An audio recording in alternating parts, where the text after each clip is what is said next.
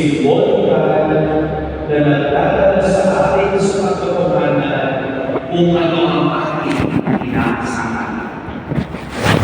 Ang bridegroom o lalaking inaasahan ay walang iba kung hindi si Jesus. At ang kanyang kapareha, ang bride ay ang simbahan. Hindi na ito bago sa mga Hudyo. Noong unang panahon sa lumang tipan, ang kasal ay sumisimbolo sa isang modo o kasuluhan. Ang 10 virgins o ang 10 virgen ating narinig ay sumisimbolo sa ating lahat. Ang ilaw na dala nila ay ang Espiritu Santo na patuloy na nagpapaliw sa kanilang pagnanais na makita ang ikakasal. At ang pigil ay walang iba kung hindi ang heavenly banquet o ang kaharian ng Diyos na kung saan makakasalo natin face to face ang Diyos. Ano ang nais ipabatid sa atin? Sa ating pamimigay, nakakagalan man tayo o nakikinig sa Diyos, sabi ni St. Peter, 1,000 years is only one for the Lord. Libong taon man ang tumaan o paghihintay para sa Diyos, ito'y isang araw lamang. Dahil hindi natin pwedeng ipasok ang Diyos sa oras ng araw. Kaya sa paghihintay na ito'y ipinakita ni Jesus ang paghihintay ng ganitong pakaraanan. 10 birhen, 5 hangal, 5 matagaling. Bakit naging hangal? Bakit naging matagaling? Narinig natin sa Ebanghelyo. Dahil hindi nila alam ang pagdating ng lalaking ikakasal, hindi sila nagdala ng extra na misis. Kung dapat ay ng Diyos, kung siya'y muli nang magbabalik sa kanyang kapangyarihan, anong labis ang dala niyo ngayon? Kaya pa ba natin magbintay? Kaya pa ba natin magbilis sa mga susunod na oras at panahon sa paghihintay sa lalaking ikakasal? Ang langis ay hindi lamang isang simbolo ng ilaw. Ang langis ay simbolo ng ating inner self na ang bawat isa ay may dala at hindi pwedeng piramin o kunin ng ibang ulan. Kaya maliwanag ang visual, maliwanag ang salita. Sila'y mga hangal.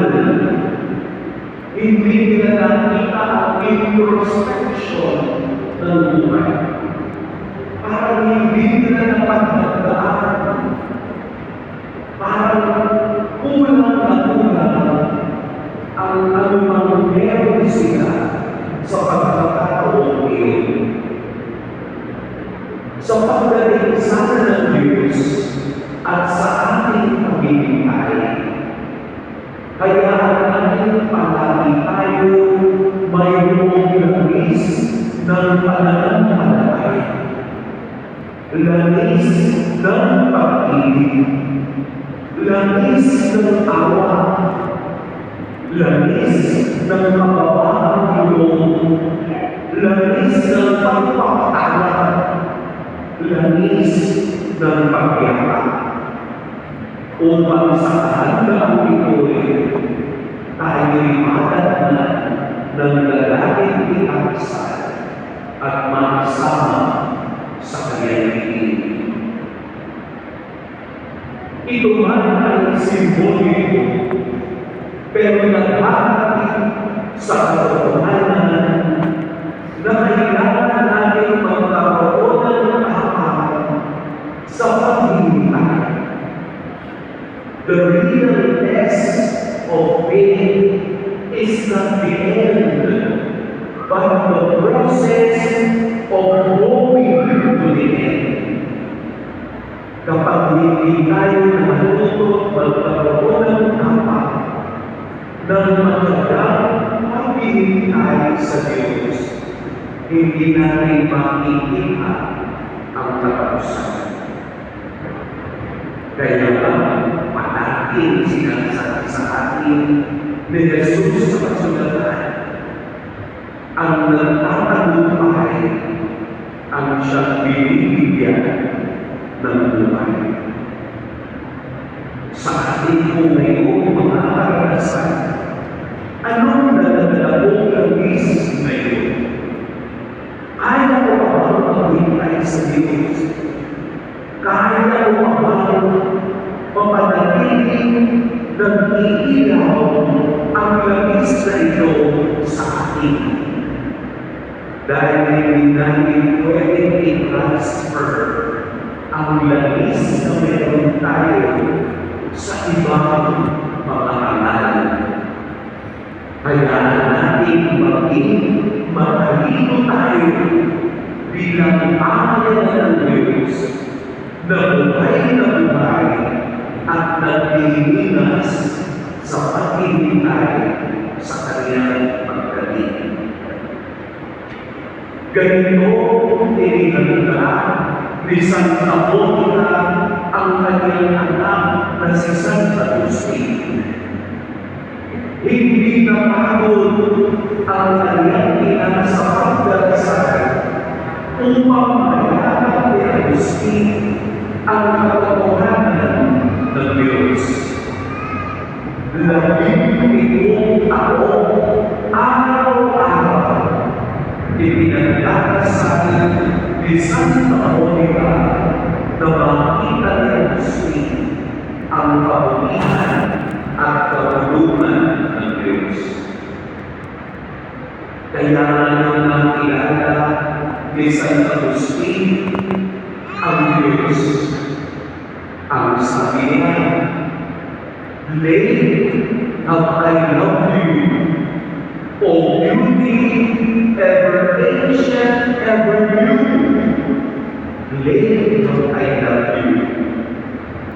Nasa akin lang pala, pero ako naman ay nasa labas ng aking sarili. God had already put the light in His life.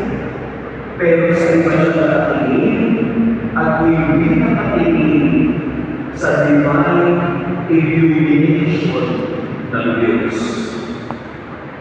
Sa banal na ilaw ng Diyos, na may makita rin natin na tayo'y patuloy na magdikas upang sa pagdating ni Kristo'y lahat ng may hawak ng ilaw na may ilaw na patuloy na naglilinas ay kanyang makasama sa kanyang heavenly banquet. At habang tayo'y nagkakaroon ng karanasan sa banal na Eucharistia at iyong iwanan, hayaan natin sa pagkakalap natin ng kanyang banal na katawan ay lalo maging mas mahalaga ang pagmamahal na ilaw na yan, ang ilaw ng pagpapatawad na yan ay hindi mabago bagkus mas lalo pang lumapat upang makita ng iba na ang pagmamahal ng Diyos ay palaging wakas. Huwag nating kalimutan, huwag nating hayaan na mamatay ang ilaw sa bawat puso ng lahat. Amen. Pagpalain tayo ng buong may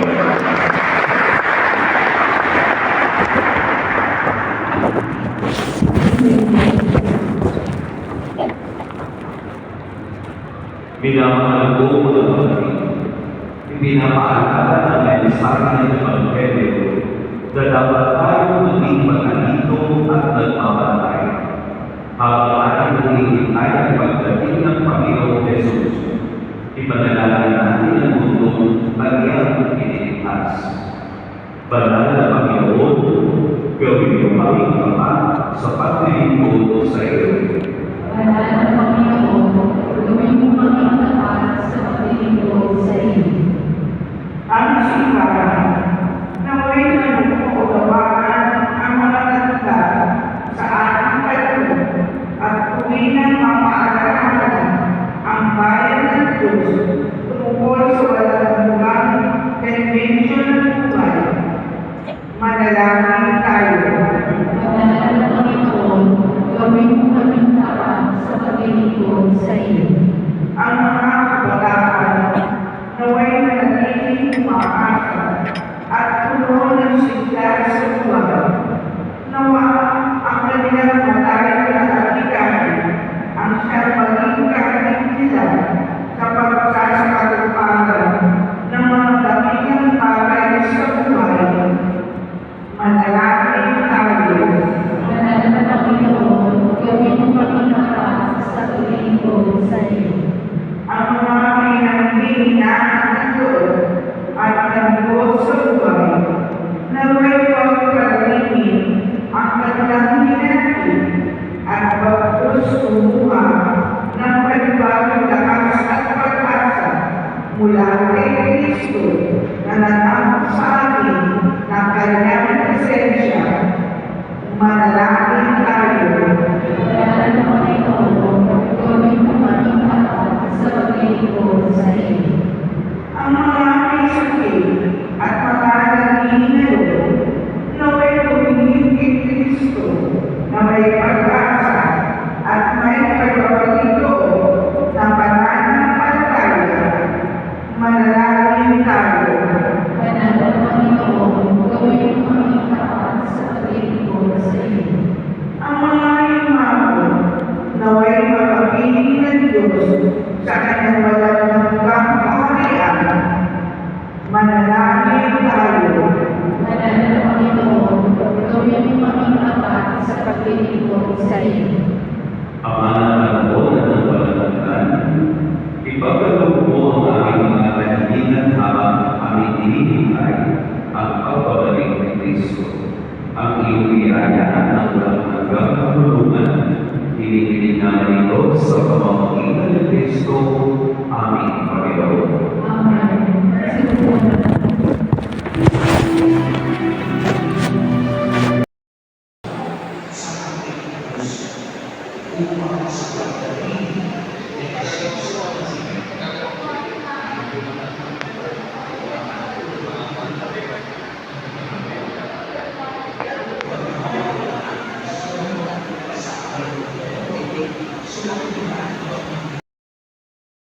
Ay, ang lamig. Grabing lakas, oh. So, pauwi na ako. Nahinintay lang kasi ako. Dapat, kanina pa. Dapat di ako inabot ng ulan. Kaso, may hinihingian kasi akong langis, guys. Tapos ngayon, binigyan ko rin siya ng pang-almusal.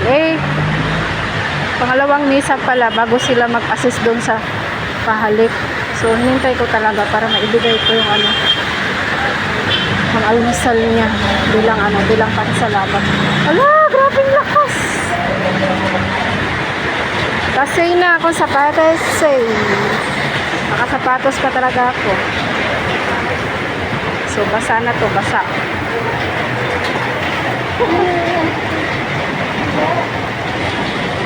Ang hirap nito.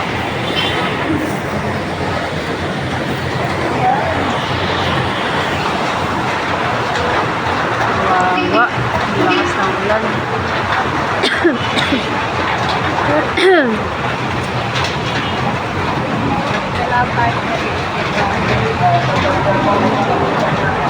So, tapos na yung mesa, yung pangalawang mesa.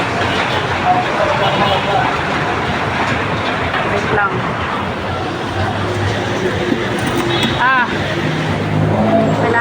Kailangan natin lumusog kasi anong oras na, hindi tayo makakauwi pag maghihintay tayo ng pagpila. So guys, let's go. Basta na yung sapatos ko eh. Ayan o. Hindi ko naman kasi alam na uulan. Lasang hangin. So, tararandan. May ano pa kasi, may bagyo. Uy, yun o, Fairview. Ito. Ito na. Ay, sorry po.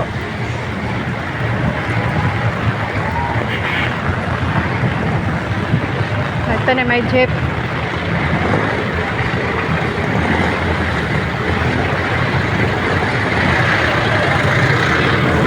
Kuya!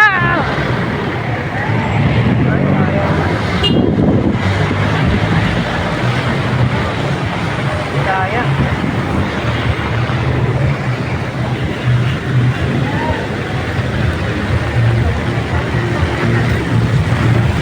Yeah, wait lang. Yeah.